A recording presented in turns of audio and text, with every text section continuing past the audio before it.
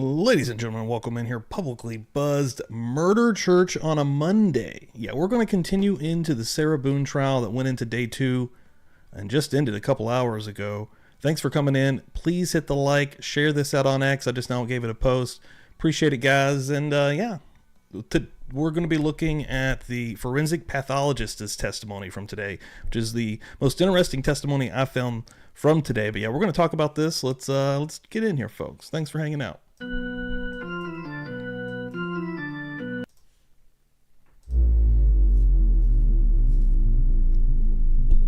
on her way. Flying along. That was a great time. Hey, she's up. Bam, there's one ring. Turn around, Sarah. Just turn around, face the wall. Put your hands behind your back. Do you have anything in your pockets that I should know about? Okay. Why is this happening? Because George is dead. Not intentionally.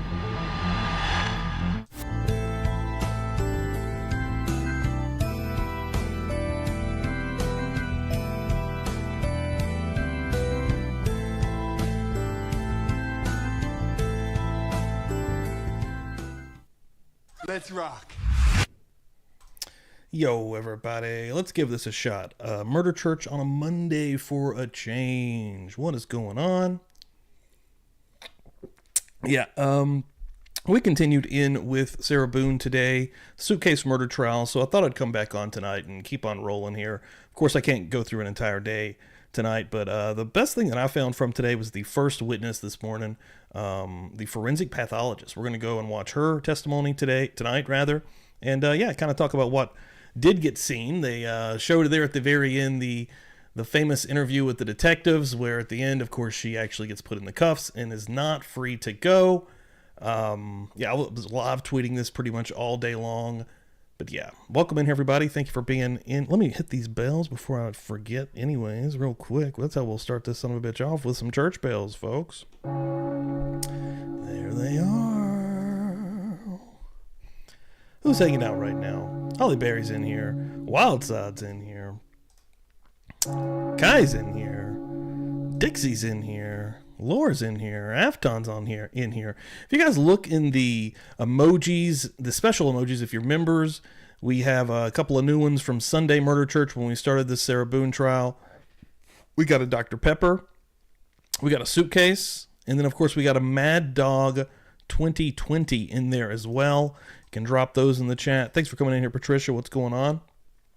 She says, there was once a woman called Boone whose lawyers all thought her a loon.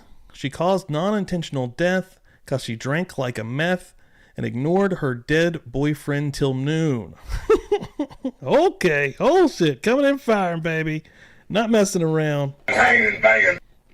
There we go. Right there. Some DPs, suitcase, little Mad Dog 2020. Get everybody in place and ready to rock and roll as we get ready to dive in again for the forensic pathologist, who went over a lot of the injuries and a lot of the details about Jorge Torres. One thing that is continuing on, we're trying to give away 3 murder church stickers still here at Publicly Buzzed, and let's see, I believe we were rocking and rolling Sunday for sure. We had a winner of a shirt on Sunday. But right now, we're giving away some stickers, and yeah, we've already got 1, 2, 3, 4, 5, 6. Already halfway through another wheel, believe it or not. If we fill that out, once we get 12 folks on that thing, we'll give her another Spinsky. Jersey Jen coming in here. Boom, I know. A Monday night at Publicly Buzzed, unusual, except here lately. A lot of streaming going down, a lot of things popping off in the true crime community. Shayna coming through here. What's going on? Jersey Jen in the house. Queen Olive coming through here. Drew Gambino coming through here. Rachel C coming through here. What's up, everybody? Appreciate it. Please, as you do come through the door, hit the like out. That helps us out. Hopefully you've got one cracked open for this. I think that the tension is getting, and the stress is getting a little bit more real for Sarah Boone currently. I think especially today when they played the video, the cell phone video, when she actually recorded Jorge Torres inside of the suitcase pleading for his life, and then she decided to just go upstairs and go to bed.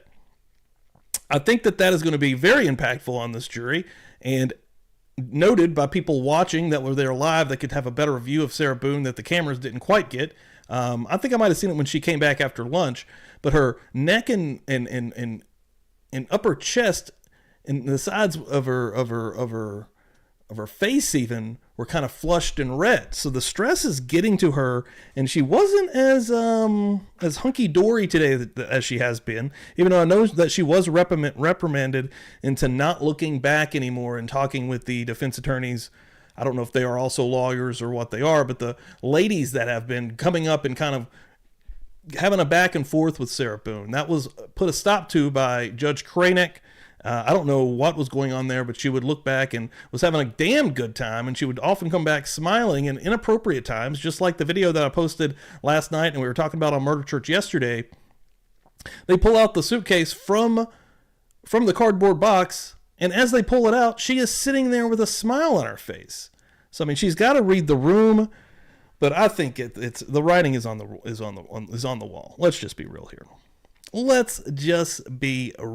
Rachel C. saw how flushed she was. Brooklyn coming through here. God dang it, Brooklyn still ain't got the fucking I'm telling you like it is, Brooklyn baby. Zoo. Oh, it's coming, baby. It's coming, believe it. Son of a bitch! It is coming. Thank you very much. Got a little trimmage going on the bottom, trying to shape it a little bit. All right, guys, let's jump in here. We're going to be hanging out for a little while. Appreciate everyone being here. And, anybody that didn't hear, we're halfway through another will. PayPal, Venmo, Cash App, all wide open. Everybody probably already in here knows what the deal is, but to get on that, whether that's supers or gifting memberships or becoming a member, and if you're not a member, you need to be a member and join the Buzz Nation. I think you'd like it. Welcome to the party, pal! Let's get in here. Let me make sure the sound is working real quick. Boom, boom, boom. Could you please state and spell your name for the record for us? Sarah Zadovich, SARAZYDOWICZ. Yeah, appreciate you. Thank you. What's her name? Let's get it again. See if I can say it. Hold on. Sarah Zadovich, Sarah Sadovich. And spell your name for the record for us. Sarah Zadovich, forensic pathologist, and she is very smart, as you're going to find out. I was tweeting this one Thank you. hardcore this morning. You may inquire. As it was all day. Good morning, ma'am. Morning. Can you tell us, what do you do for a living? I'm a forensic pathologist. It's bad. It's Who do you horrible, work for? Dixon. I work for Orange County. We cover Orange County and Osceola County. And how long have you been a forensic pathologist?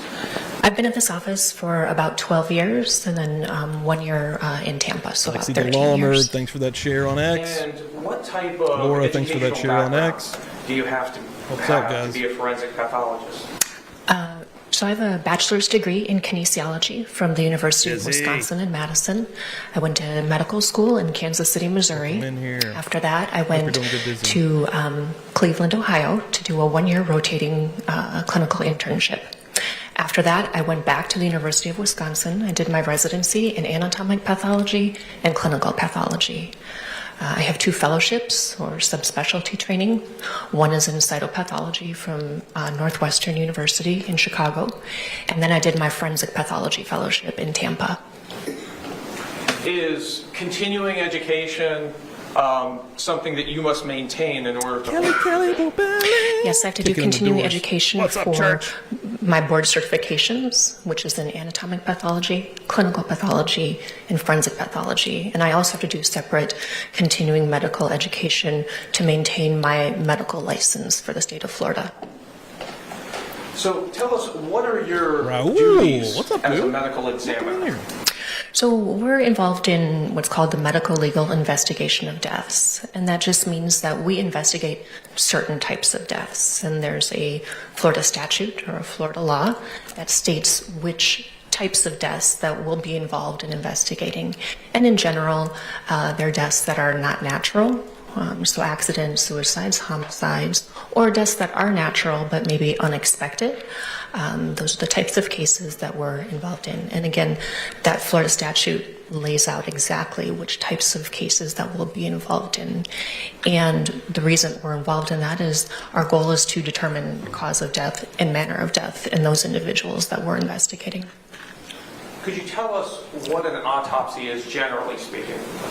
So an autopsy is also called a postmortem or after-death examination. And there are kind of two main parts to it. The first part is what's called an external examination, which is just as it sounds. So that's making observations about an individual. It would have been So interesting to hair have color. actually been able to see the juror's face when they watched that video. I think I read somebody that's actually inside there were saying at least two of the jurors were staring and looking right at her as it played. You can only imagine what's going through their heads. Eye color, height. And if I have this correct, I believe that the state is about to rest, which is going to go into the defense. And I think the first thing they're leading with is Sarah Boone on the stand in the morning. So it's going to be an absolute fucking doozy. And I'll definitely be covering that for tomorrow night's Murder Church, I'd imagine. Any sort of unique markings like scars or tattoos. And at that time, we're also looking for any external signs of diseases or injuries.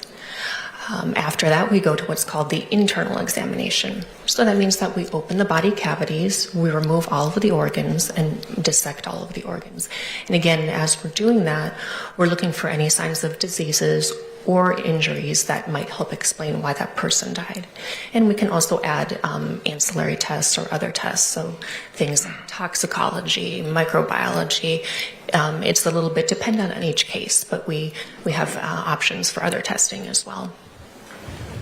Can you tell us what is the cause and manner of death, and is this something that you document? Yes, so cause of death is either a disease or an injury that ultimately results in an individual's death. Right? So it's very individual and unique to that individual.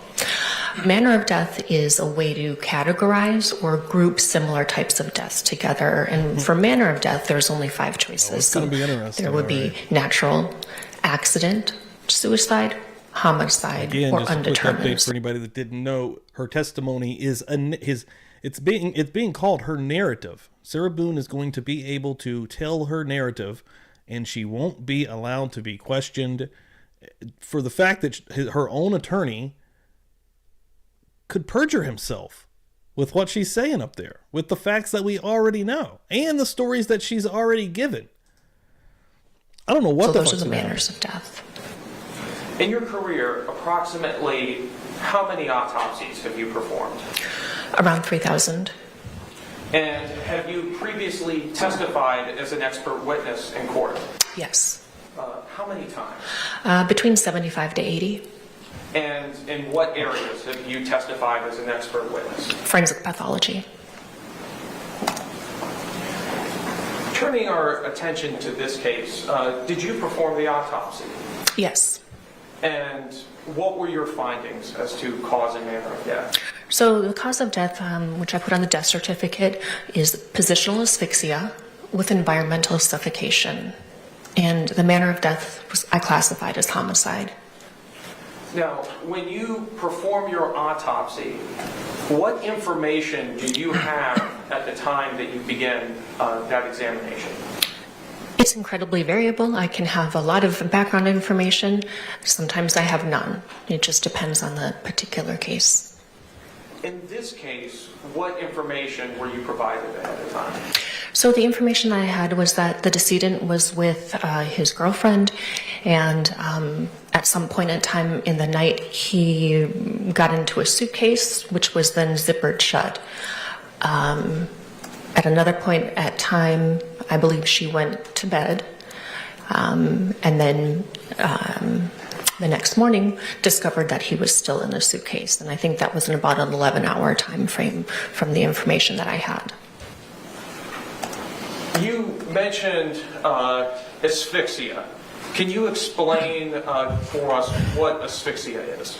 Sure. So asphyxia is a very general term. It would be kind of like saying, I drive a car, right? That's very generic. And we know that there are many different types of cars out there, right? So asphyxia simply means lack of oxygen I made or this review inadequate. too, actually, while she was on there. Made a little types of asphyxia. Suffocation, environmental asphyxia, which is what she calls the type of asphyxia and death that George Torres suffered, strangulation, mechanical asphyxia, drowning, and compression of the neck. Liquid oxygen for an individual. And there are different categories of asphyxia. So you can have suffocation, which just means that there's obstruction of the airways. So that could be smothering, that could be somebody choking on a piece of food, or maybe just being in an environment where there's not enough oxygen in the air to sustain that individual. There's a category called strangulation. That would be compression of the neck, either blood vessels or airways. There's another category called mechanical asphyxia. That can be when the body is in an unusual or abnormal position where the actual mechanics of breathing can't occur. So that can be the position of the body, or it can be, like, let's say if a heavy object fell on somebody and you simply can't breathe because of the weight of that object. That would be a mechanical asphyxia. And then there's drowning. That's a different type of asphyxia. And there are a couple of other categories as well that are much less common. Is there a most common type of asphyxia? The most common would be ligature compression of the neck. So that would be like an event, a hanging. That would be the most common that we would see. You also mentioned environmental suffocation. Could you tell us a little bit more what that means in more layman's terms? So that just means there's not enough oxygen in the environment that the person is in. You could think of somebody who's in an enclosed space where there's a fixed amount of oxygen. So as that oxygen is, as that person is breathing, they're using up all the oxygen. And once it's gone, there's no oxygen left. Or you could think of maybe people who are, climbing Mount Everest. There's not as much oxygen up there, and that's why they have oxygen tanks. So it just means that the amount of oxygen available in the air around that person is not enough to sustain them. In this case, what can you tell us about how long George Torres was in that suitcase? Oh shit! Hell yeah, There's Jersey not a Jen. really good way for me to give you a time frame on that wheel. Hey as to how Raul, long giving away some murder church stickers, man. You are now in the running for a possibility to get some of these things. 3 of these things to be exact. Jersey Jen, thank you so much. Appreciate that. Hell yeah, appreciate that. Hell yeah. He was in that 5 suitcase. more to a spin. Again, because there was both the component of positional asphyxia, being in an unusual position for a period of time, and then also the environmental suffocation component. Because within that suitcase, certainly there's going to be oxygen, but it's not going to be the same as if you were sitting in a room like this. And because there are those multiple components happening at the same time, there's not a really good way to estimate or say with scientific certainty, oh, he was in for X amount of time. There's really not a good way to do that. How about, is there any good way to approximate or determine the time that George Torres died? There's not a good way to do that either, again, because there are so many different components at play at the time of his death. Sitting in a normal room like this, the percentage of oxygen that's available is about 20 to 21%. If that were to drop to 10 to 15%, the person can be impaired with judgment, they can be impaired with activity. Once that percentage drops between 8 to 10%, most people will lose consciousness. And at a percentage of 8% oxygen or less, that's when we would expect the death to occur. And so again, there's not a really good way to measure the amount of oxygen that would have been available to him in that suitcase, in addition to the fact that he was in an unusual position. What position were you able to determine he was in that suitcase? I wasn't able to see what position he was in. By the time that our medical legal death investigators... Hold on. Put me on the wheel. You got it. Fuck yeah. You got it. Nice. And put Sarah on the wheel. Fuck yeah. $2 from Jersey Jen. $4.99 from Deja Vu, $2 from Jersey Gin, the kindest folks in the Buzz Nation. We're at the Thank scene. you all so He was much. already removed Wow. from the suitcase. Building that thing. Based on some of the findings, I favor that he was most likely in like a fetal type position. So knees flexed, arms Thank you flexed, so much. and the head most likely flexed forward. But again, that's from my findings. I didn't see what position he was in. What side of his body would he be resting on in this fetal position? That's most likely his left side. However, I do say the caveat that some of the findings are dependent on time, meaning that, if that suitcase had been moved or flipped over, that could be different than what I'm seeing at the time of my examination. Tell us, what is skin slippage? So after death, the body goes through a series of progressive changes. I learned this today, skin slippage. I believe this was on my, once I learned it here. Maybe I'm off.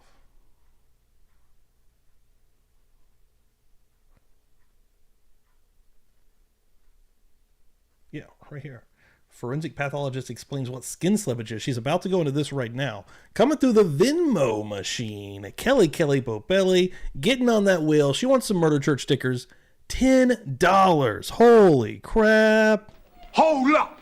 Hold up! Hold up! Not even playing Kelly. Unbelievable. Wow. And one of those changes is skin slippage. And what that does is it tells me that that person is a little bit further away from the actual time of death. So it's not something that's going to occur immediately after death for most people. It's something that would occur a little bit later on in that process of changes. Thank you, that Jersey Gin, happens again. after Wow. death. And tell us, what is Jersey rigor Gin's on mortis? fire. She's insane. So rigor mortis is also called the post-mortem stiffening of muscles. And again, that's one of the changes that occurs after death. Most of the times that will occur before we see skin slippage. One more, But these changes are very variable from individual to individual. And it also depends a lot the environment the person is in. So for example, those changes that we're going to see happen more quickly in a warm environment. If somebody who maybe is engaged in a physical or violent struggle, those changes are going to occur more rapidly. And then it also depends on the person themselves, their relative size, their relative health. Those things can all impact the changes that we see after death. How does skin slippage and rigor mortis inform your findings about how long George Torres was likely in that suitcase? So again, the time frame that I had was about 11 hours. 11 just from hours. The last time that he was known to be in the suitcase versus the time that he was found. So I'm basing it off of that. So about an 11-hour time period. Well, when I did my examination, the rigor mortis was already dissipating or leaving. Also, there was some skin slippage. And so if he had not been in the suitcase, if he had been out of the suitcase, I would not expect that advanced amount of change. It's compatible with him being in that suitcase for a longer period of time. It would have been warmer. And also if he had been, struggling to get himself out, engaging in that physical activity, those are things that are going to accelerate or speed up that process. So my findings at the time of the examination are compatible with that 11-hour time period or, somewhere around there. Additionally, did you note any injuries to the body of George Torres? Yes. These injuries that you noted to the body of George Torres, did you document them on what's called a body chart? Yes, the diagram on a body chart, and we also take pictures as I'm going through my examination.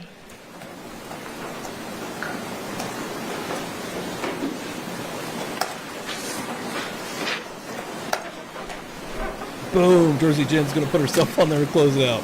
Got you, Jersey Gin. Thank you so much. Incredible.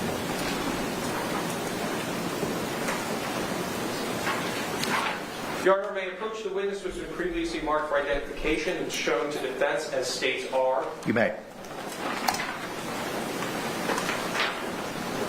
Ma'am, I'm showing you what's been marked for identification as states R.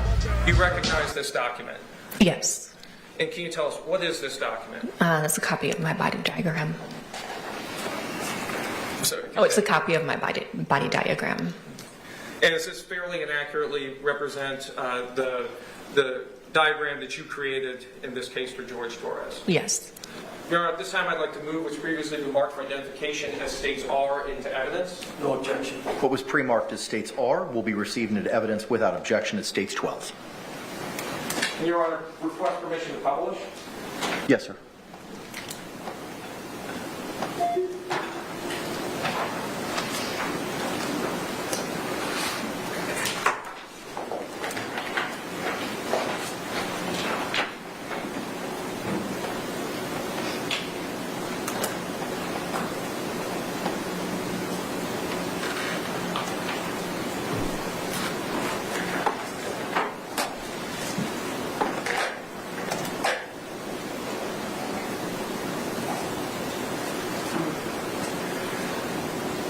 So, ma'am, on this body chart, can you describe for us and point out what was the first blunt impact injury that you identified?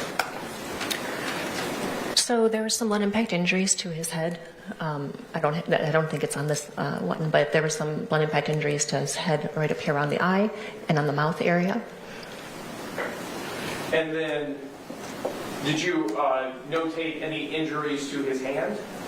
Yes, so there were some ecchymoses, or you can think of that as like a large kind of bruise. Ecchymoses. On both hands.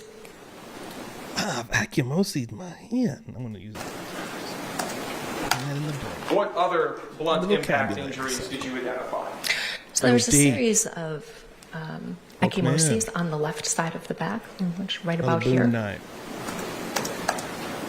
And A rarity for any murder, others? murder church. Not only Monday, but There were some on another the case. forearms as well. And you use this body chart, you say, in addition to photographing the injuries that you document, correct? Yes.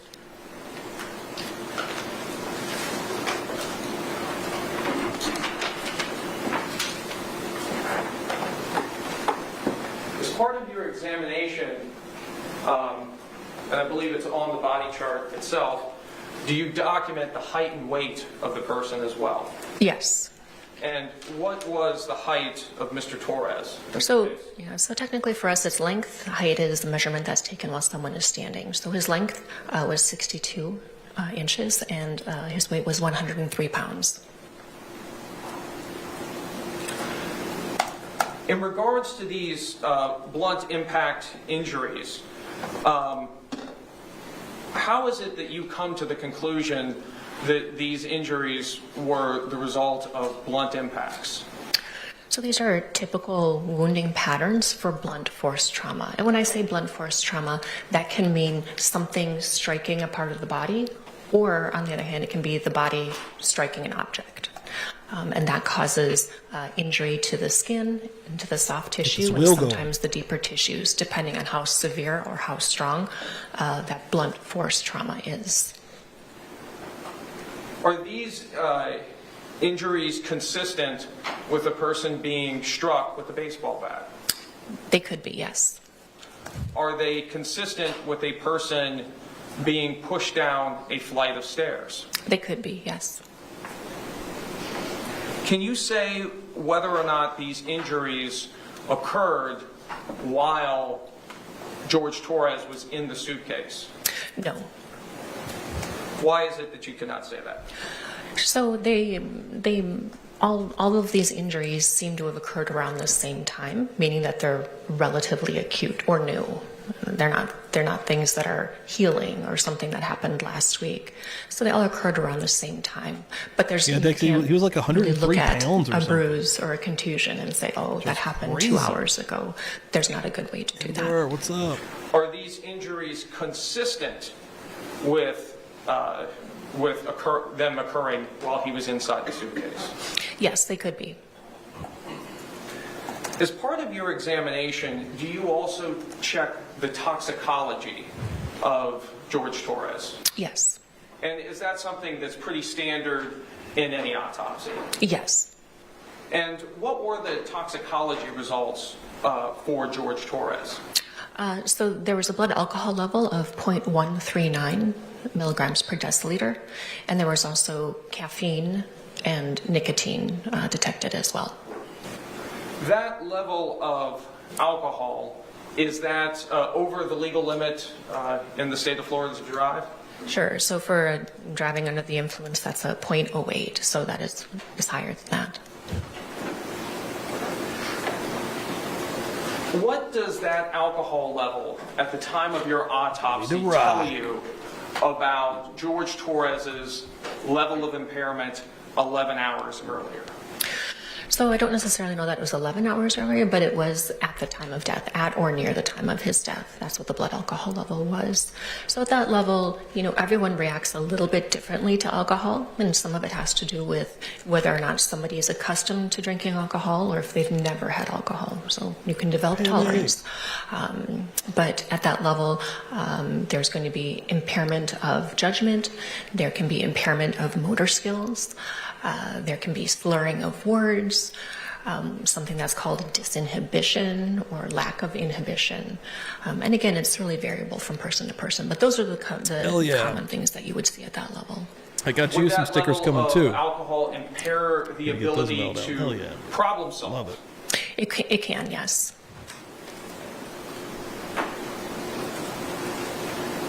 You can hear the tune now. You also stated earlier that you document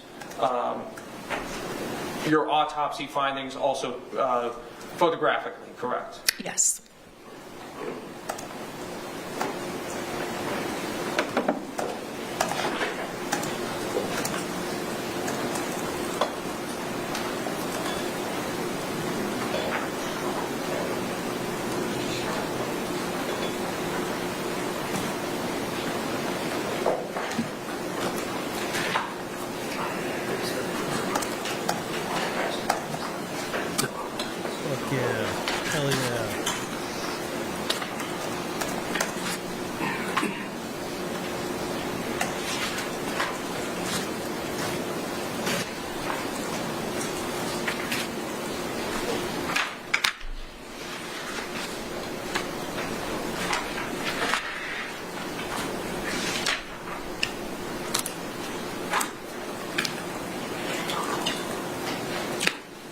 Your Honor, may I approach the witness who's been marked for identification as State's Q and been shown to defense? You may. Ma'am, I'm showing you what's been marked for identification as State's Q. Could you take a look at this composite of photographs to yourself and then look up once you're finished?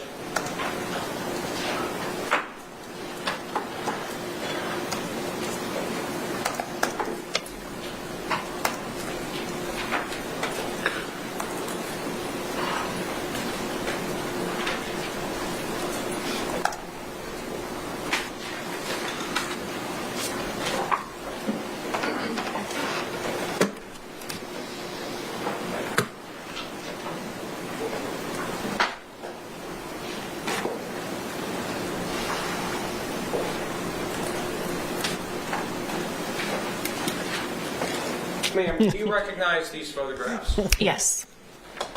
Are these photographs? I got to get another a portion sticker of too. The photographs that you took in your autopsy of George Torres. I get the pink logo. Yes. Also the yellow Do and they blue. fairly and accurately Get a couple more. represent how he appeared and how his injuries appeared to you at the time you performed your autopsy? Yes. Your Honor, at this time I'd like to move Oh, yeah, the previously dude. been Yeah, I'll marked get for that cup identification as out. State's Q See, like, into evidence. Yeah, I have a list of people that I go through, and there's usually about a 3 to 4 week period before it actually gets the order in and then shipped. So probably 4 to 5 weeks to actually receive. So, but hell yeah, thank you. No objection.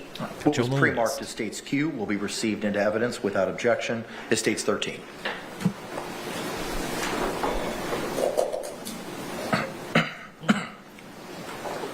In Your Honor, request permission to publish. You may I'm do going to so. get another one. I need to get a bunch more.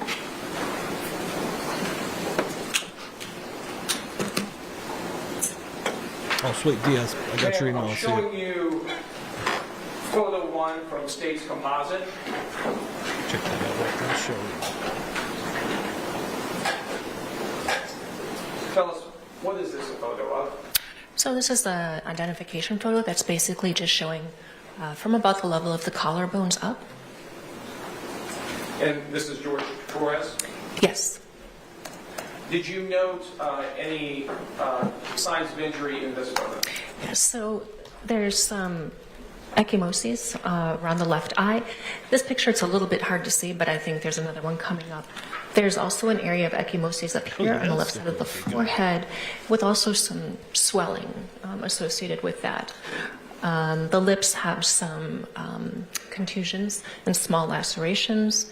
And then on the left shoulder here, you can see a little bit of some ecchymoses here, or again, ecchymoses are kind of like big bruises. Ecchymoses? Am I saying that right?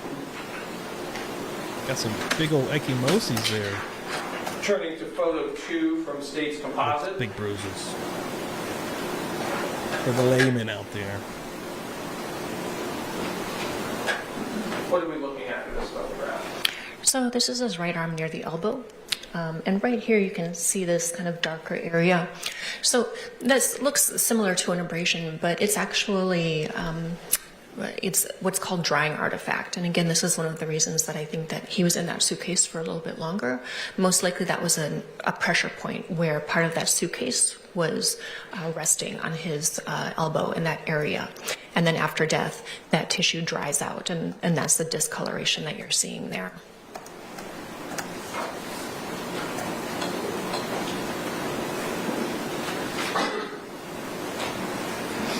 Turning to States 3 from the composite.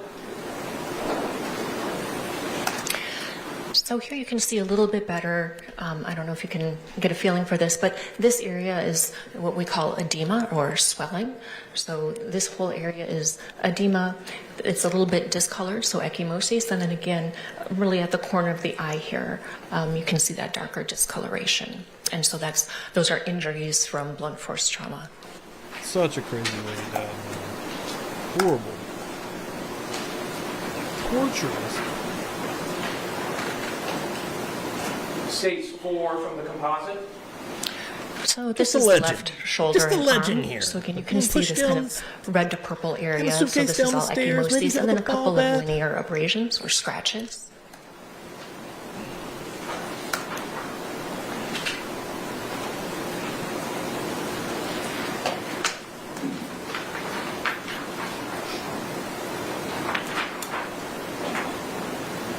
States 5 from the composite. This is the same area, just a little bit closer up, so you can see this whole area of ecchymosis. It's a little bit variegated, differential in color, but again, that's all blunt force trauma. And what part of the body is this we're looking at? This is the left shoulder.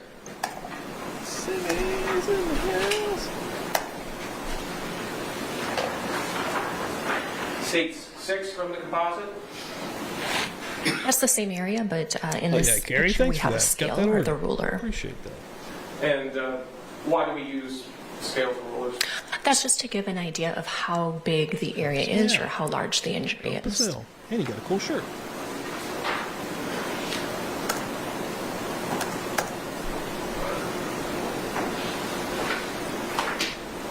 States 7 from the composite.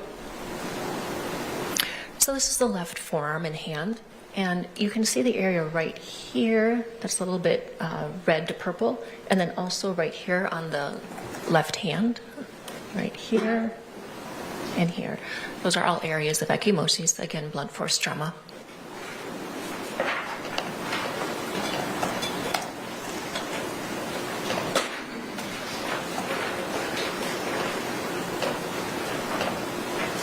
States 8 from the composite. Again, the left arm. Just from a little bit of a different angle, so you can see, and a little bit with the elbow too here, but you can see all these areas. Ecchymosis.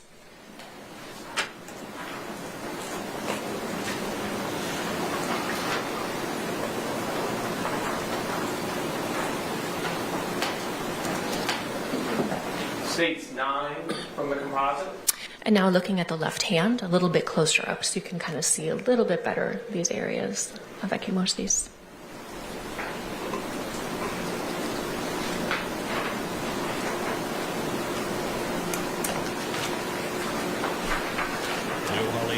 I think so. States 10 Testimony from the neighbors. And again, the left hand just closer up.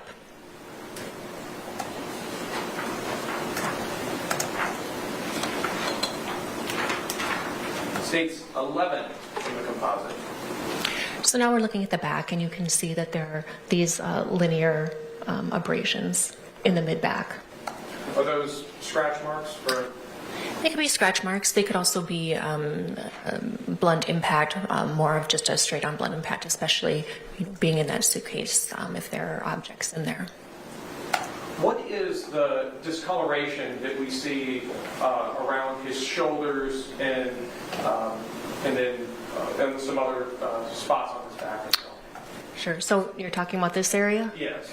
So that's called livor mortis or lividity, and that's one of the changes that we see again after death. And basically what that is it's post-mortem, after death, settling of blood in the blood vessels. And so it's dependent on gravity, and it's dependent on the person's position. So what I mean by that is we're seeing it on his back because after the time of death, at some point in time, he was more positioned on his back. And the areas that are lighter, that's because for a couple of reasons. It could be the position of the body, meaning that it's not in the gravity dependent position, or there could be something pressing on it. So either one of those.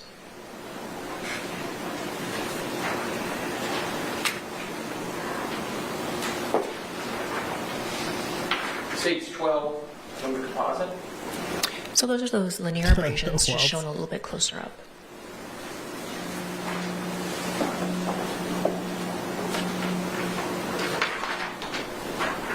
States 13 from the composite. And the same, but with a scale.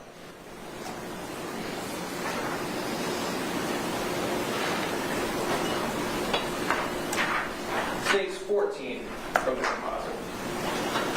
So now you're seeing the left side of his back and also the back of his left arm. And you can see these areas here of ecchymosis, and these are a lot darker than some of the others that we've seen. One of the things that I did is I looked underneath the skin in these areas because they're so much darker and so much more dense. So I wanted to see if there was injury of the deeper tissues. So these areas are associated with hemorrhage or bleeding into the skeletal muscle, so the deeper tissues. And so that's just indicating more force applied to that area. And when you did your internal exam, did you examine this area, and did that inform your findings? Yes.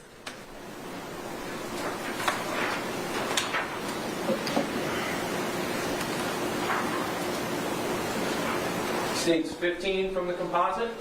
And that's showing those areas a little bit closer up. So you can see that they're much more dense. There's at least 3 distinct areas here. There could be more than 3 impacts, but there's at least 3 separate ones that can be seen.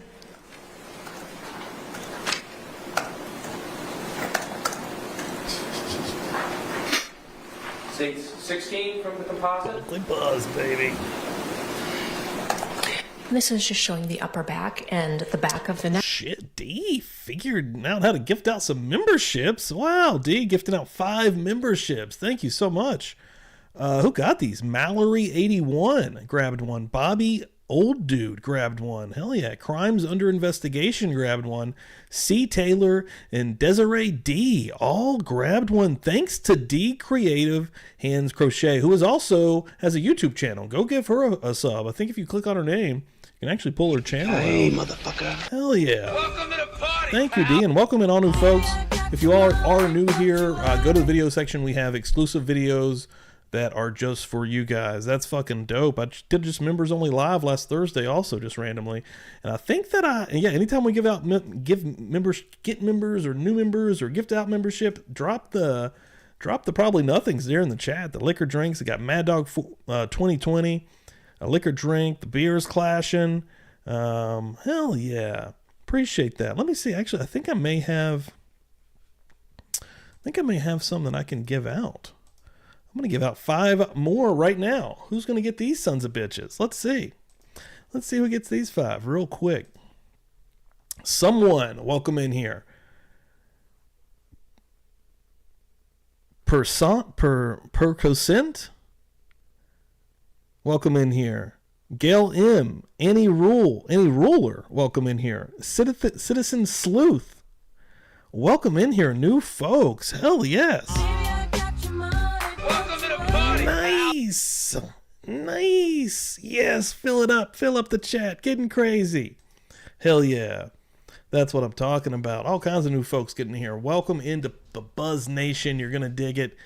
And fuck yeah. That's awesome. D, thank you so much. Appreciate the fuck out of that. That is really cool. And we have a wheel still yet to spin. At the end of the show, I'm going to spin a wheel and give away 3 of these bad boys right here. Murder Church stickers. Hell yeah. Thanks, everyone. Keep rolling here. Neck. We've got a linear abrasion right here on the back of the neck. And Fucking these awesome. were the ones shown in the earlier pictures.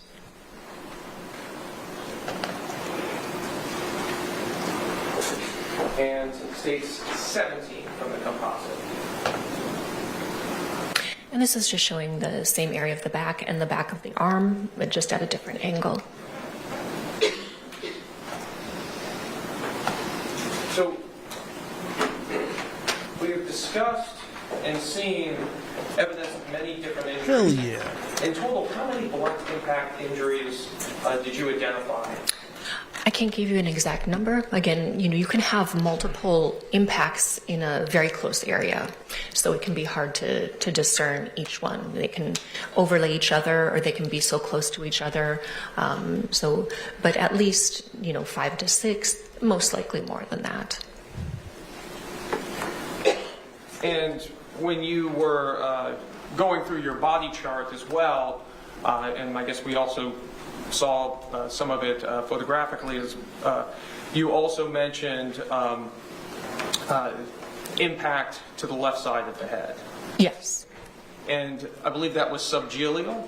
Subgaleal, so kind of similar to what I was describing on the back. I looked at the underside of the scalp.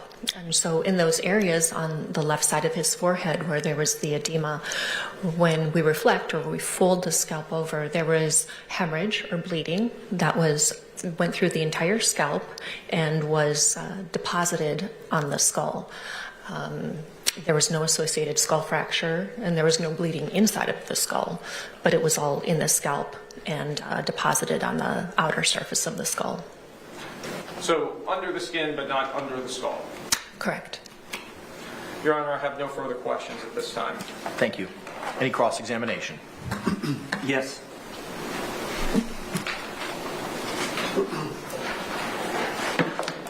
Doctor, good morning. Good morning. My name is James Owens, and I'm one of the lawyers that represents Sarah Boone here today. And I've got 2 questions. Can we first talk about the toxicology? Yes. The This gets alcohol. up. You're a goddamn liar. Leave Sarah alone. Free my client today from these restraints of Florida. You said you've done and the approximately 3,000 prosecutors autopsies. that sit here. And of Spend those their lives. autopsies, how many years would that have been? I'm James Over that Owens. period of time? 12 years. Okay. So when you first got down here from Tampa, I think you were up in the Northeast, you came down here to Tampa, that's when you started? Yes. And you would agree you've interpreted toxicology results in all or most of those cases? Most, yes. And you did order the blood alcohol test of the decedent in this case? And you said he was a .38? No, 0.138. 0.138. And you also ordered the vitreous level Yes. of alcohol as well? And the result was a .213? Yes. And you would agree that's about 3 times the legal limit? Close, yes. Now, you would agree that at those levels there are some pharmacologic effects from ethanol in the body? Yes. And I know you mentioned some, but you agree that that level of alcohol in the body would impair somebody's judgment? For most people, yes. And their decision-making abilities? Yes. And it would release inhibitions? Yes. And they would be more apt to take risk that they otherwise would not? Yes. And of course, it would impair motor skills and potentially loss of balance? Yes. It would also impair coordination? Yes. Hand-eye coordination as well as fine motor skills? Yes. It also impairs memory, alcohol does? Yes. So there are lots of effects that ethanol has on the body? Yes. Now, you're aware in this case that Jorge Torres, the decedent, stepped into the suitcase under his own power in a game of hide and seek? That's how it was reported to me, yes. Do you have any evidence to dispute that? No. Just a friendly game of hide and Can you seek. tell us when Mr. Torres drank the last drink That's he the had? lie that she thought of that morning that is haunting her to the jail cell, to the prison block. Prior to getting in the suitcase?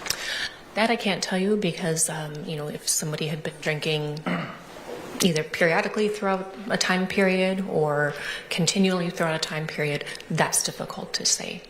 So he could have stopped drinking an hour before he got into the suitcase, or 5 minutes before he got into the suitcase, or 4 hours before he got into the suitcase? Yes. We just don't know. Correct. Face off. Do you have any idea at the time of the autopsy whether or not he was in the elimination phase? So Metabolism. he was in the metabolic phase, yes. Elimination phase is what I refer to it as, but Yes. okay. All right, now I want to talk about time of death determination. It's fair to say that you did not go to the scene that day that Mr. Torres was found. No, a medical legal death investigator from our office went to the scene.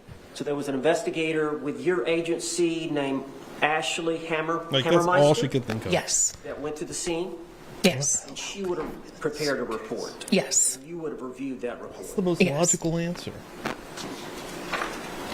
Hide and seek. In a tiny apartment. Do you agree that Fire and Rescue assessed Mr. Torres at 1:07 p.m. on that date, February 24th of 2020? Yes. Does that sound about right based on your case file? Yes. And so this investigator that we mentioned, she did not arrive on scene till 6:27 p.m., so nearly 6 hours after the body was discovered, she arrived. Yes. And the body was laying supine, stretched out Yes. in front of the suitcase. Yes. Now, you examined and assessed the body of Mr. Torres at the time of the autopsy, Yes. and you said that the body was ambient temperature. Yes. Is that the normal air temperature we're in today? Whichever environment you're in, yes. So the body was not stored in a cooler for 24 hours? No, the body was stored in the cooler, but in the mornings when we get there, the bodies are brought out of the cooler. Okay. How long had the body been out of the cooler before it was examined by you? Do you know? Most likely an hour to an hour and a half. Now, you said that the lividity was in the back, correct? There's lividity in the back and also on the left side of the body as well. And you agree the body is stored at the morgue on its back? Correct. Now, were you aware of the last time that Miss Boone, my client, actually saw her boyfriend alive or observed him in the video, in the suitcase by video from the phone? I think in the report it was Would you like to go further into that, James? Would you like to go a little deeper into the video? Would you like to discuss the video? Would you like to just bring that out right now? around 12:30 or Stuttering 1 in the around the morning, video. somewhere around Have there. you looked at either one of You those know, we do have proof videos that from she her phone? I briefly saw one that the detective didn't showed murder me. this man. Do you know if that was the 2-minute video or the 22nd video? I The believe one it where was she the killed shorter him. one. Okay. So would it be fair if I said the time last seen was around 11:30? Would you dispute that or? No. Okay. So really, from the time, I guess it was 11:30 that evening with the videos, and then you understood that the body was found around 12 hours later the next day or so. Would you agree that the death occurred sometime within those 2 periods of time? Yes. We don't know exactly when that is. So Yeah. it would be a guess if we tried to speculate about that. Yes. Now, considering the 3,000 autopsies, how many cases have you ruled the cause of death as positional or postural asphyxia? A handful of times. It's not very common. So about 5 times or less? Yes. And that's interesting. And we're going to talk Very about uncommon environmental death. suffocation in a little bit, but let's talk about this positional asphyxia component. What was your ruling in those 5 cases that you ruled that it was positional asphyxia? What was your ruling in terms of your diagnosis? Your Honor, I'm going to object as to relevance. Approach. I want to know that answer, actually. Just because it's interesting. Out of 3,000 deaths, she's only ruled 5 or less as positional asphyxia? Holy fuck. That's such a rare, crazy death. It's a horrible death.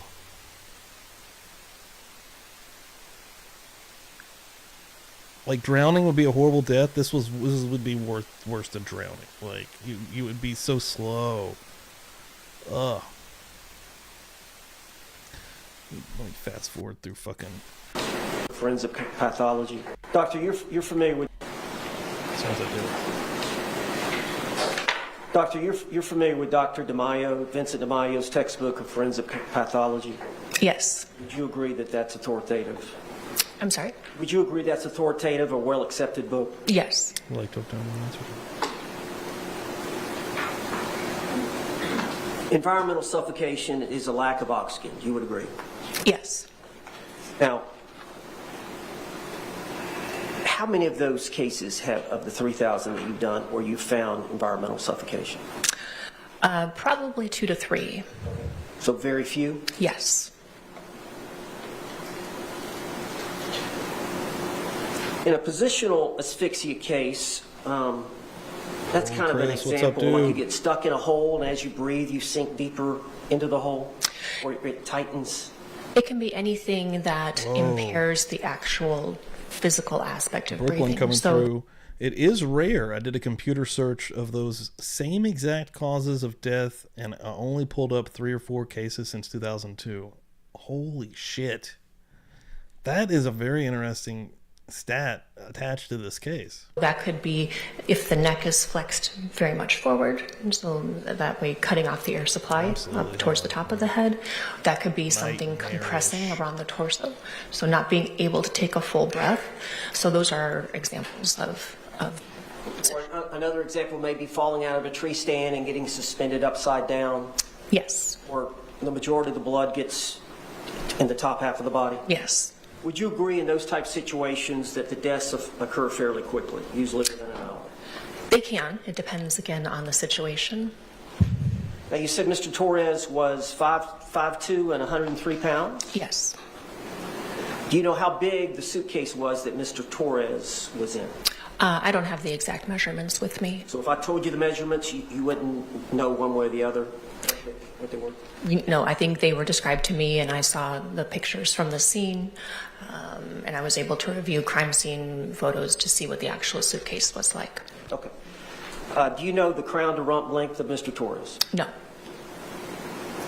Did you do any demonstrative study on the suitcase to determine what kind of spacing he would have inside that enclosure?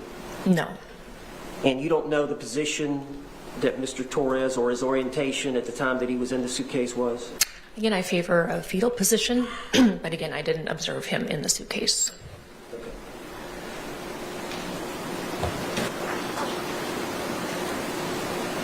But you don't know exactly what the positional component was that caused, or what led you to believe caused his death? Correct. I mean, based on his stature and what the suitcase was, he would have had to have flexed at the hips and knees to be able to fit into the suitcase. So based on what you've said, you would agree you didn't know how much Mr. Torres would have been able to move and stretch his various extremities inside the suitcase, do you? No.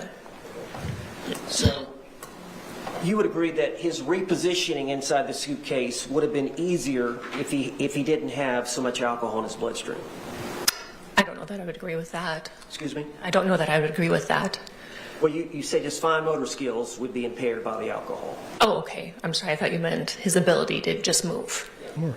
To reposition himself inside this, that would be limited to some degree by the alcohol he consumed. It could be. I mean, that's not really a fine motor skill. But Okay. Or the use of his hands to unzip the suitcase would be affected by the alcohol that he had consumed. Sure, that could be. Okay.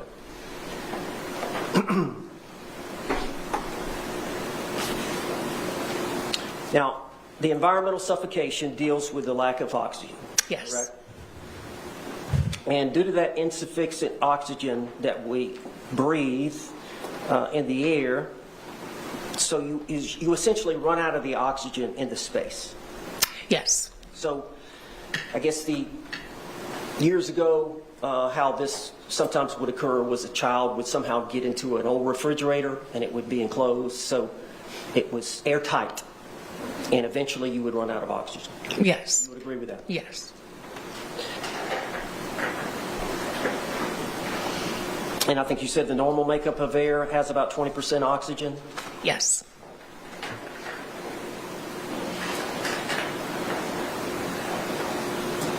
So we had either a decrease in the oxygen levels or a low concentration of oxygen. Yes. Yes.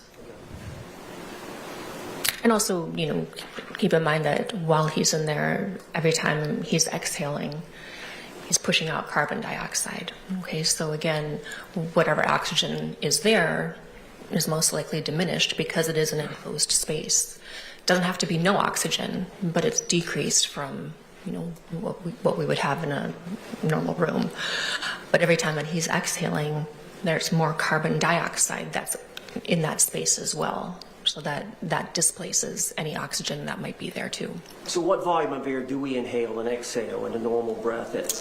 Well, it depends. I mean, you can take a deep breath, you can take a shallow breath. It depends. And then there's also the rate at which people breathe. So that's variable. So if it was average, would you say 500 milliliters on average? Depends on the person. Well, would you agree that at rest, you take a normal number of breaths per minute of 12 to 14? That would be considered the normal range, yes. So 6 to 7 liters per minute Yes. at rest? Do you know the volume of room air contained in that suitcase? No. 11 hours, sir. Do you know how porous the fabric of that suitcase was? Bro. No. Did you run any tests on the suitcase? No. Were you aware that the suitcase, the lock on it or the zipper on it was broken? The pull handles were broken? Yes, I did know that. Do you agree if there is a portion of the zipper that's open that air can travel in and out of that space? Yes. Do you know what the anticipated exchange of gases would be through that fabric? No. Do you know if, the suitcase was out in the rain and it rained, do you know whether or not rain or the liquid would pierce the interior? I don't know.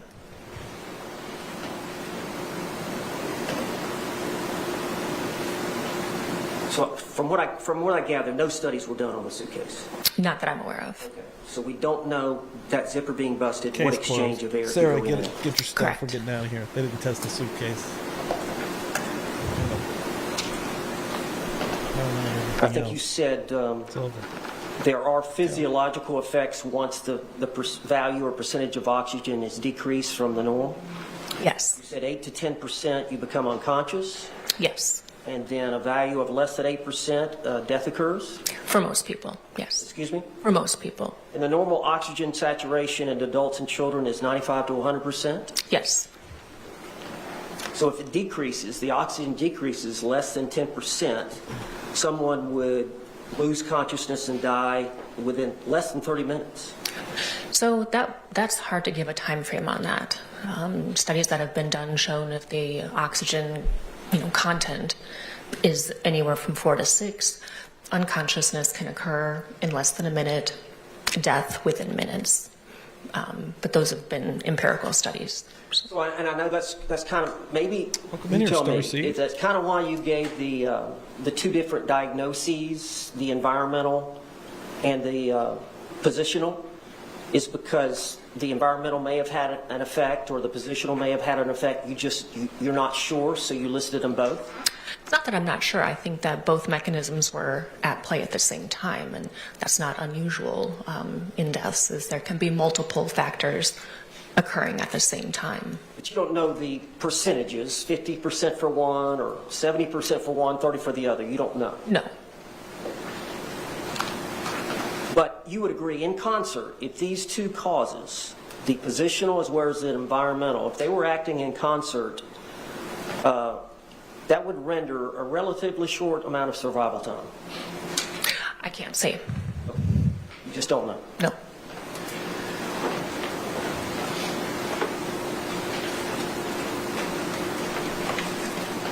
Now, we talked about these blunt force injuries, correct? Yes. Okay. Would it be fair to the jury to say that there were no broken bones? There were no broken bones. And it would be fair to say that the blunt force injuries on his body that the jury has seen here today did not contribute to the cause of his death. Not likely. And I think you didn't put that anywhere in your report. That it No. did not, I included it in my report. I did not include it on the death certificate. as the reason or cause, contributing cause of the death. Correct.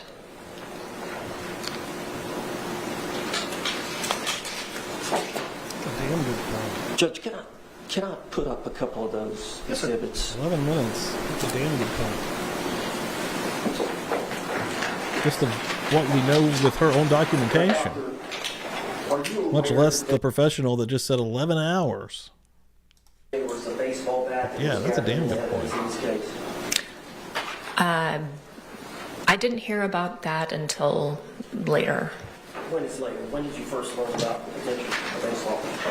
That might have been around the time that I was sitting for a deposition, but I can't quite When your remember. deposition was taken? I don't have the file folder. I don't know when I was deposed.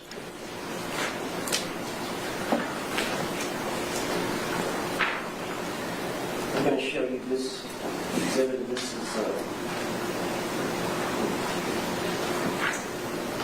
it's number 14. And this composite exhibit is state's exhibit, I believe, number 13. And this is picture number 14. Do you see the, you said they were circular type injuries? Yes. And you've seen a regular baseball bat or a kid's baseball bat? Yes. A wooden bat.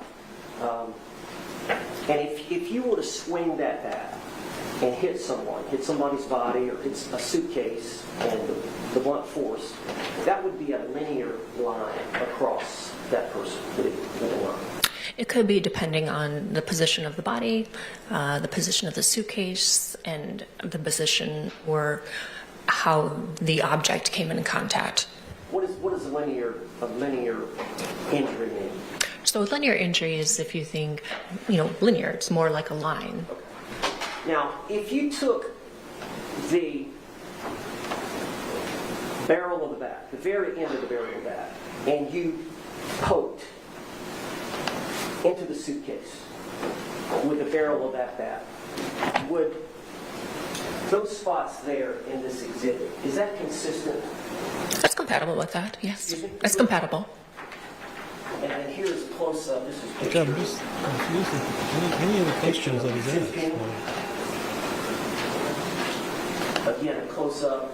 Same question. He's like, let's just say that she hit him with a bat The suitcase 20 times. Let's just say. I didn't say it. Let's just say, though. The barrel of that bat, the crown of that bat would potentially run those type injuries. Yes, it's compatible with that.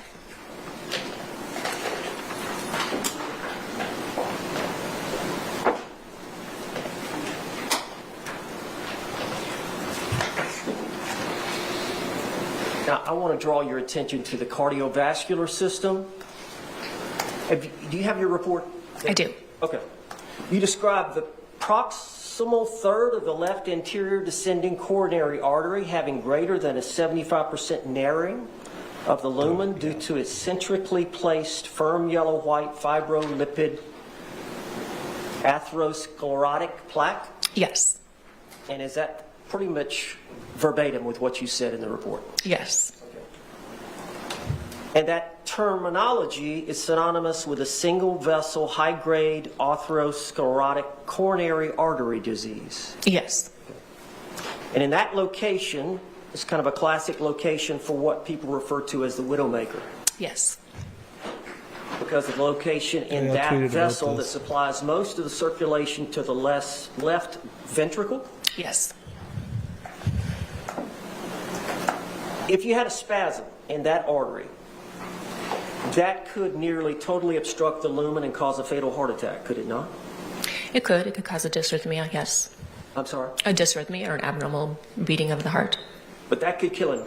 It could. Did you hear that, guy? The lumen is the inside space of the tubular structure. Yes. James Owens thinks since George has cardiovascular disease, we should chalk this up as a heart attack, if I'm following that line of questioning correctly. And so that was blocked, over 75%. It was. But there was no evidence of myocardial scarring. So when the vessels become blocked, you prevent blood from getting to the muscle of the heart. So there was no evidence that there was any scarring. There was no evidence that there was anything that happened acutely. When that happens, I think so. We can see changes in the actual muscle of the heart. So there were no changes suggestive of that. Well, let me ask you something. If he were to get out of the suitcase on his own, and he would have passed out or fell asleep on the couch, and she would have woken up the next day about that time and came down, and he was dead on the couch, and you did this autopsy, would it be fair to say that in your ruling on cause of death, that single vessel coronary artery osculosclerosis would be your probable cause of death? It could be, but any sort of injury overrides natural disease if the injury is significant, right? So you don't have to be a perfectly healthy person to have trauma and die. So it's very common that we see people that have injuries for whatever reason, but also have a lot of natural disease. But we look at it as the injuries override the natural disease because especially atherosclerotic disease, that's considered long-term, right? So that's been going on for years and years. People walk around with that all the time. So what's different is that we have trauma, and so that overrides natural disease. And sometimes natural disease can contribute, but again, it depends on the individual. It depends on the circumstances. So absent the positional asphyxia or the environmental asphyxia, and he was dead, and you did the autopsy, it would be fair to say that you would determine this was a natural death from an isolated coronary heart disease, would you not? It would depend on the circumstances. Again, I can't speculate on this case because I know what I know about If it. you had nothing else, the widowmaker would have caused his death, or you would have to have assumed, having nothing else, that would have caused his death. I most likely would have given him cardiovascular disease. Now, this ethanol metabolism that we talked about earlier, and there's a question about you believing he was in the elimination phase, correct? Yes. Okay. Is it fair to say that George Torres, the decedent, was in the elimination phase since the blood ethanol was below the vitreous value? Yes. Given the vitreous value was at 213, is it justified in saying the decedent's blood ethanol level was at least a 0.213 prior to starting the elimination phase? Yes. And now you know that the normal elimination rate is, I believe, 0.015% per hour? Yes. Is that standard? It's an estimate. And so we have a difference of a .138 to the 213. So roughly 5 hours of elimination. Does that sound about right? Yes. So in other words, you would agree there's a short interval where the vitreous and the blood are identical. Yes. And then the blood drops beneath the vitreous value as ethanol is metabolized in the blood. Yes. So is it fair to say, given the significant difference in the blood and the vitreous ethanol values, that the true vitreous and blood ethanol level had to be much higher than what is reported in your report at the time that he passed? At the time that he passed? No, this is reflective of the time that he passed. Say again? This is reflective, the .139, that's reflective of the time that he passed. There's not, metabolism after death of the alcohol. All right, well, let me, what I'm saying is, he could have been, prior to that time of passing, he could have, his blood alcohol level would have been much higher. It was at least at the same level as the At least the vitreous. two, Yes. at least the 213. Yes. It could have been much higher. It could have been, yes.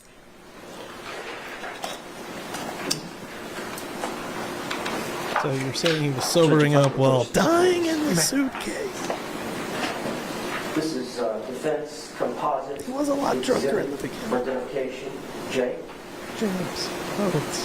Has the state seen it? Yes. Kind of felt like that. Oh, she's super smart.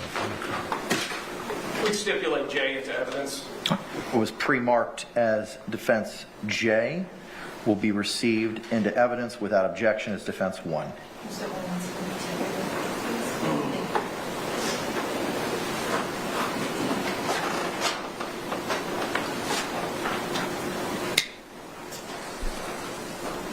Judge, can I publish these? You may.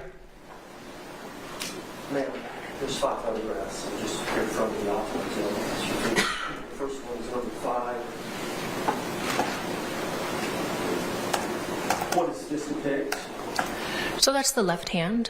So you're looking at the outer surface of the hand, the knuckles, and 3 of the fingers. Bruise there on his top of his left hand? Yes. Right, and the same for picture number 4. So that's the same, just a little bit further away and without a scale. And then here is picture number 3. So now you're looking at the thumb and the index finger? And then it shows some bruising on the hand. Yes. And then here's picture number 2. So what you're seeing here is, from the scene, our investigators put brown bags over the decedent's hands, and that's, we collect evidence at the time of the autopsy. So at the scene, brown bags are put on the hands to preserve any evidence, and so that's why you're seeing this, because this is a picture that we take. We cut the bag open and we take a picture to show exactly what the hands look like. You agree there's the bruising here on Yes, the there. hand, and also up around the knuckle area? Yes. The fingers, and also on this section here? Yes. And then here's the last picture, number 5, which again is the left hand, Yes. showing the bruising on the top of the hand as well as the knuckle area. Yes.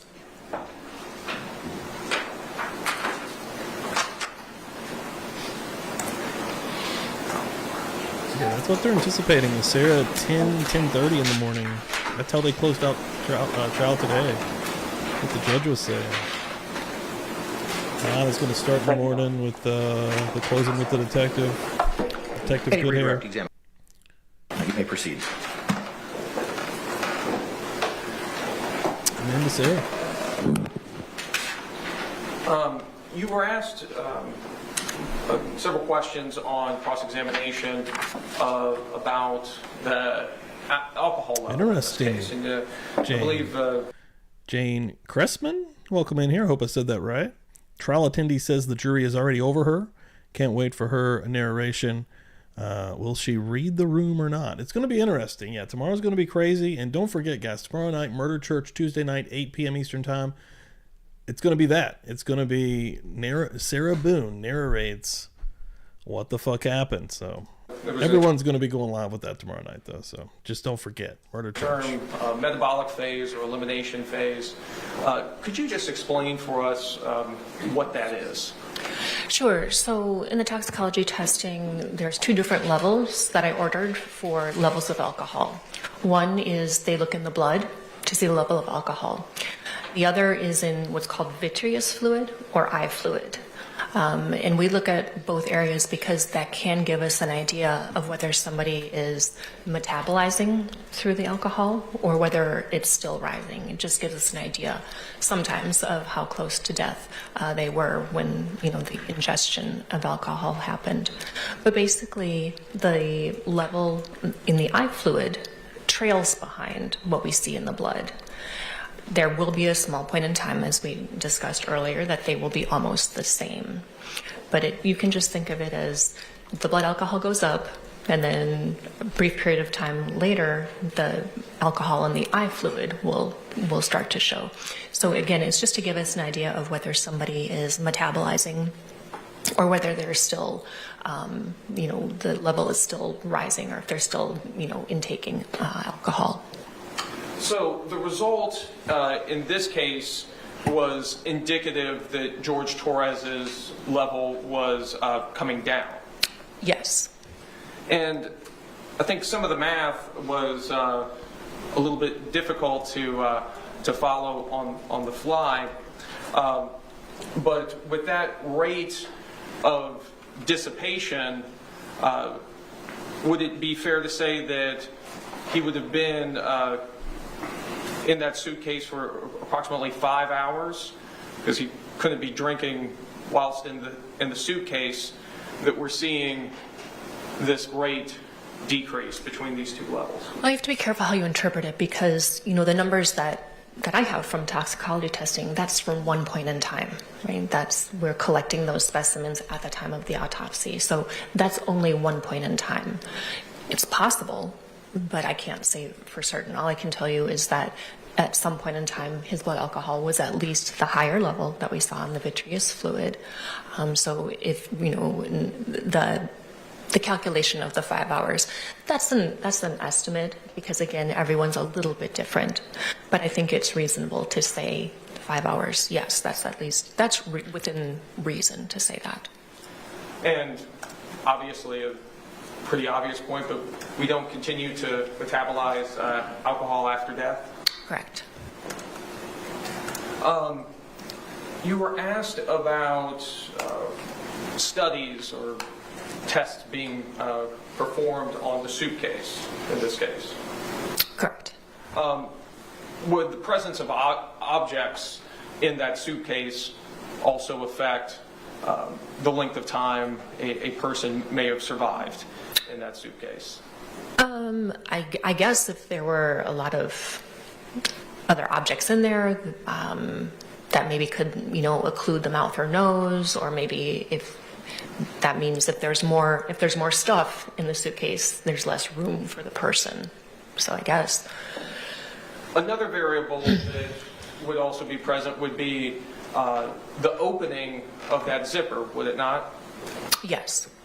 So if the zipper was further open, potentially more oxygen could be coming into that area.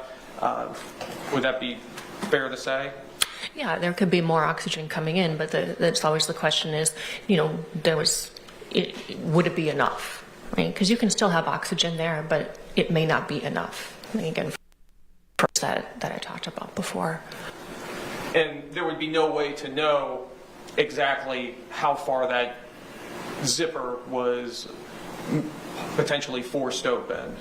Correct.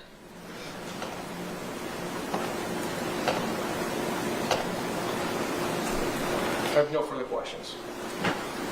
Can this witness be released? Yes, Your Honor. Yes, Jill. All right, thank you, ma'am. All right. Can the parties approach for a moment? Jersey Jen, I'm about to do the spin right now. Yeah, that's the only one I was watching tonight, was this forensic pathologist for Murder Church, Sarah Boone, day 2. Yeah, they went on into listening to the multiple police interviews, audio, and then they showed the the interview with the detectives where at the end she gets arrested. That's how we ended the day, basically. Detective Goodhair pointed her out in her seat there.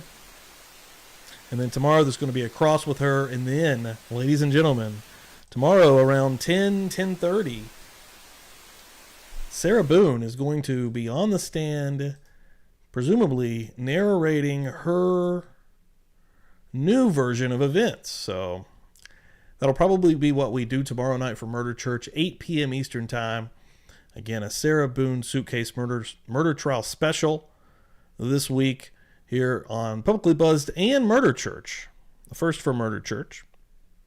I appreciate everyone for coming in here. First of all, tonight, we're going to spin a wheel right now for some Murder Church stickers. These are also on the merch store, publiclybuzzed.com.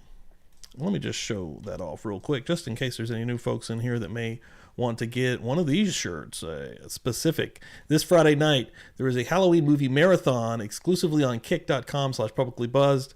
And right here, an exclusive t-shirt for the holiday season. These shirts right here, the Buzz Nation and the Publicly Buzzed, some skeletons getting buzzed up. These shirts will be leaving the merch store at the end of this month. But right now, let's give away some stickers, folks. Good luck, everyone. Let me turn my green screen off. Awesome night. Thanks, everyone, for coming through here.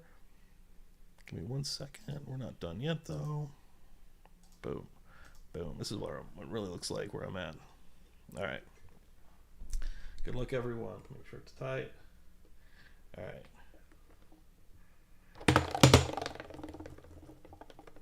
Good luck. That's Raul. That's Catch Lisk. Raul. Catch Lisk. I know you can't really read it. That's big R right there. A-U-L. Raul. Just won some Murder Church stickers. Going to be sending those to New York, I think. Isn't he in New York? Hell yeah. Nice. That's what I'm talking about. Everyone here tonight. Oh, and I also forgot to put on the Murder Church background. What the hell? Boom. We're in Murder Church. Might as well leave that on because we're going to be on Murder Church for a little while here leading up to the end of this trial. The will... Will's been through it. The Will has been through it. I need to get an updated Will, actually. Yeah. Murder Church stickers going out, baby. Right here. We also still have some of the Meowder Church stickers. Of course, the Kitty Priest is on the merch shop also. Those will be sent directly from me. But let me actually put him on here before I forget. That's one thing I don't want to do. Raul. He just wants some stickers. He just wants some stickers. Murder Church stickers. That's what he did. He just wants some stickers. He just wants some stickers. He just wants some stickers. Yes, he did. All right, Raul. Boom.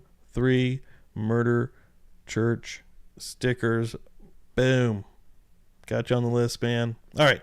Shirts and stuff is always being shipped out, folks. Keep an eye on everything. Thank you all so much for tonight. Been another good one.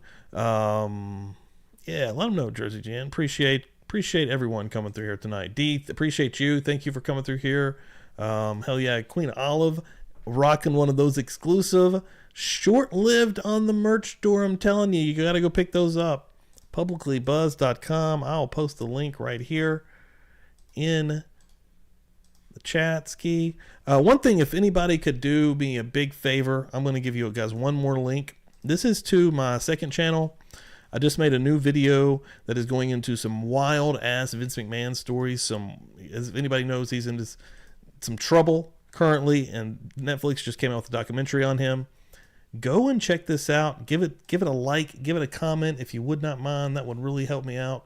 And yeah, let me know what you think about the video. I put a lot of work into the videos that I put on this channel, and yeah, it's like docu-style content. A lot of people came through yesterday. Go check that out. I'd really appreciate it. All right, I will see everyone tomorrow for Boone narrates What the Fuck Happened. All right, have a good night. Let's go. Pittsburgh!